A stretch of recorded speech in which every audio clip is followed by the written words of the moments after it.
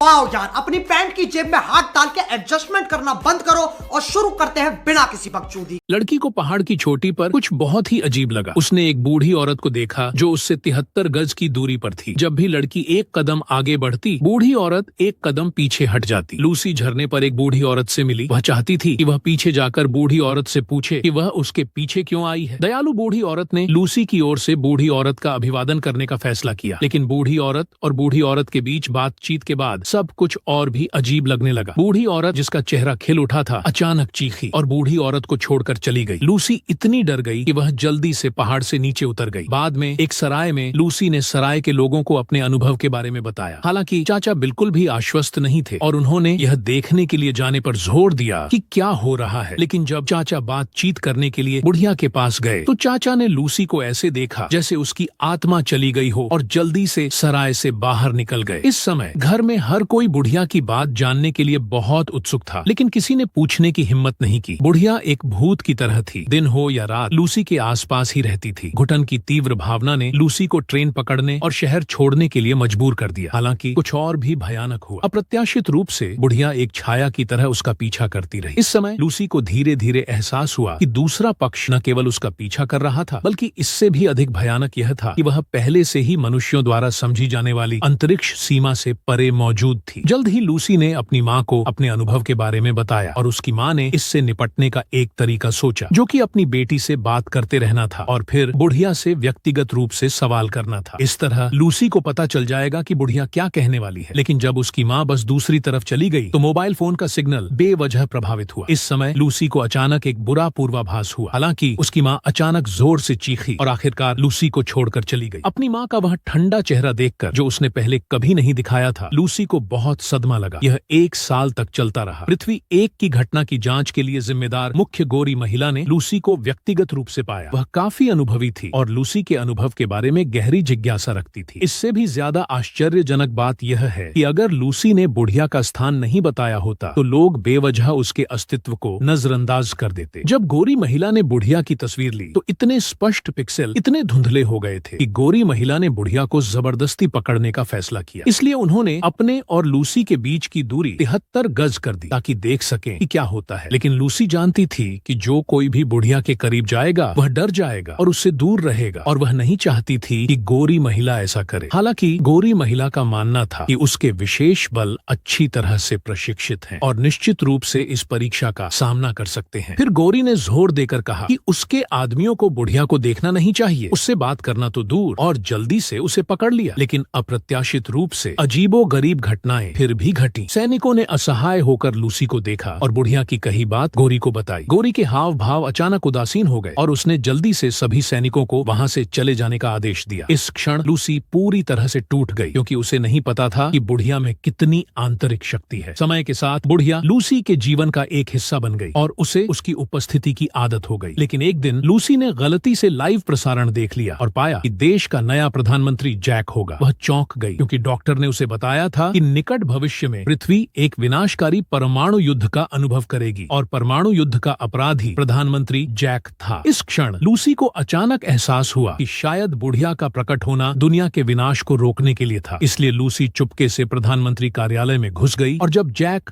आज रात उद्घाटन समारोह में भाषण देने की तैयारी कर रहा था, उसने जैक के कोण का फायदा उठाया और एक एक कदम पीछे हट गई। जल्द ही लूसी 73 गज पीछे हट गई। जैक के बगल में बूढ़ी महिला की आकृति दिखाई दी और उसकी उपस्थिति ने सभी को बहुत सतर्क कर दिया। फिर जैक और बूढ़ी महिला के बीच एक संक्षिप्त आदान प्रदान के बाद वह भी डर गई और उद्घाटन समारोह शिविर से बाहर भाग गई और फिर सभी दर्शकों के सामने प्रधानमंत्री के पद से इस्तीफा देने का फैसला किया। इस समय एक रिपोर्टर ने जैक से पूछा कि उसने ऐसा क्यों किया। जैक ने केवल एक वाक्य कहा, यदि आपके कोई प्रश्न है तो बूढ़ी महिला से पूछें, वह कुंजी है। प्रधानमंत्री जैक के इस्तीफे के कारण भविष्य में कोई परमाणु युद्ध नहीं हुआ। लूसी ने दुनिया को बचा लिया, लेकिन मिशन पूरा करने वाली बूढ़ी महिला अभी भी गायब नहीं हुई। फिर 40 साल बाद लूसी एक सफेद बालों वाली बूढ़ी महिला बन गई है और वह उस जगह पर आ गई जहां वह पहली बार पहाड़ पर बूढ़ी महिला से मिली थी। यह महसूस करते हुए कि समय कितनी जल्दी बीत गया और इस समय बुढ़िया अभी भी उससे दूरी बनाए हुए हुए थी। बाद में जब लूसी वार्ड में लौटी तो वह इतनी बूढ़ी हो चुकी थी कि उसके पास ज्यादा समय नहीं बचा था। जैसे जैसे लूसी का शरीर कमजोर होता गया, बुढ़िया उसके और करीब आती गई। इस समय लूसी अविश्वास से बुढ़िया को देखती रही और उसने धीरे धीरे अपना सिर घुमाया। उसे एक पल में अपना जीवन याद आ गया। फिर अगले ही पल लूसी उस बुढ़िया में बदल गई जो 40 से ज्यादा सालों से उसके साथ थी। इस पल उसे आखिरकार पता चला कि वह बुढ़िया खुद थी। पता चला कि लूसी को समय का श्राप था, क्योंकि जब वह छोटी थी तो उसने और डॉक्टर ने एक ऐसी संरचना को नष्ट कर दिया था जो पहाड़ पर प्रलय ला सकती थी। नतीजतन एक श्रृंखला प्रतिक्रिया शुरू हो गई, जिससे प्रधानमंत्री जैक ने दुनिया को नष्ट करने के लिए परमाणु बम का इस्तेमाल किया। लूसी, जिसे इसकी सजा मिली, को समय चक्र फिर से शुरू करना पड़ा। इसलिए उसने हताश होकर युवा लूसी को अपना संदेश दिया, उसे उस संरचना पर कदम न रखने के लिए कहा। इस समय लूसी अपने पुराने स्वभाव से प्रभावित लग रही थी और अवचेतन रूप से जमीन पर बनी संरचना को देख रही थी। इस बार उसने उसे नष्ट करने का विकल्प नहीं चुना, क्योंकि अगर वह उस संरचना पर कदम नहीं रखती तो प्रधानमंत्री जैक प्रकट नहीं होते और दुनिया नष्ट नहीं होती। इस तरह बूढ़ी लूसी और युवा लूसी ने समय समापन सफलतापूर्वक पूरा कर लिया। Subscribe for more such content.